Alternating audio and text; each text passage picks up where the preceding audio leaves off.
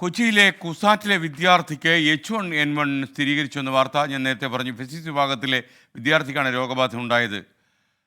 വിശദാംശങ്ങളുമായി ശ്യാംകുമാർ ചേരുന്നു. ശ്യാം, പറയൂ വിശദാംശങ്ങൾ.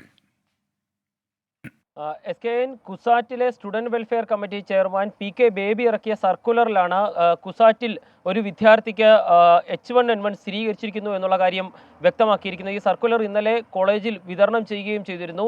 ഏതായാലും അത് ഫിസിക്സ് വിഭാഗത്തിൽ നിന്നുള്ള ഒരു വിദ്യാർത്ഥിക്കാണ് എന്നുള്ളതാണ് മനസ്സിലാക്കുന്നത്. ആ വിദ്യാർത്ഥിയെ ഇപ്പോൾ ആശുപത്രിയിൽ പ്രവേശിപ്പിക്കുകയും ചെയ്തിട്ടുണ്ട്. വായുവിലൂടെ പകരുന്ന രോഗമാണ് H1N1. അതുകൊണ്ട് തന്നെ ഇത്തരം ലക്ഷണങ്ങൾ ഉണ്ടാകുന്ന വിദ്യാർത്ഥികൾ ഉടൻ തന്നെ ചികിത്സ തേടണമെന്നടക്കമുള്ള കാര്യങ്ങൾ ഈ സർക്കുലറിൽ പറഞ്ഞിട്ടുണ്ട്.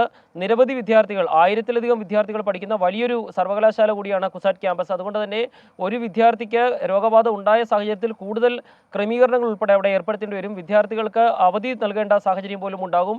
ഏതായാലും H1N1 സ്ഥിരീകരിച്ചു എന്നുള്ളത് കുസാറ്റിൽ നിന്ന് ഔദ്യോഗികമായി ഇറക്കിയ ഒരു സർക്കുലറിൽ തന്നെയാണ് പറഞ്ഞിരിക്കുന്നത്. ആ വിദ്യാർത്ഥിയുടെ ആരോഗ്യനില ഉൾപ്പെടെയുള്ള കാര്യങ്ങളെക്കുറിച്ച് അല്പസമയത്തിനകം കൂടുതൽ വിശദാംശങ്ങൾ ലഭ്യമാകുമെന്നുള്ളതാണ് കരുതുന്നത്. Okay, thank you Shyamkumar. Jabir Qureshi പറഞ്ഞു പഞ്ചായത്ത് റോഡ് കെടുവെന്ന് പറഞ്ഞപ്പോൾ കേരളത്തിൽ മൊത്തത്തിൽ അങ്ങനെയെന്ന് പറഞ്ഞു. SKൻ്റെ രാഷ്ട്രീയം മനസ്സിലാകുന്നു എന്നാണ് പറഞ്ഞത്. ഞാനൊരു റോഡിൻ്റെ രാഷ്ട്രീയമാണ് ഇപ്പോൾ പറഞ്ഞത്. ആരെങ്കിലും പ്രത്യേകിച്ച് താല്പര്യമെടുത്ത് റോഡ് വൃത്തിയായിട്ട് ആക്കിയിട്ടൊന്നല്ല ഖുറേഷി പറയുന്നത്. താങ്കൾക്ക് അറിയേണ്ട ഒരു കാര്യം, കേരളത്തിൻ്റെ പല ഭാഗങ്ങളിലും ഇപ്പോൾ റോഡുകൾ ചീത്തയായി കിടക്കുന്നു. എത്രയോ പ്രേക്ഷകർ ഇപ്പോൾ യൂട്യൂബിൽ തന്നെ എഴുതുന്നു, അല്ലാതെ നമ്മുടെ പ്രേക്ഷകർ നമ്മളെ അറിയിക്കുന്നുണ്ട്. അപ്പോൾ ഈ മഴക്കാലമായതുകൊണ്ട് കുറേ കുഴികളൊക്കെ അങ്ങനെ ഉണ്ടാകും. പക്ഷേ നമ്മൾ വേണ്ടുന്ന പ്രിക്കോഷൻ ഇതിലെടുത്തില്ല എന്നുള്ളത് ഒരു രാഷ്ട്രീയത്തിനൊക്കെ അപ്പുറമായ കാര്യമാണ്.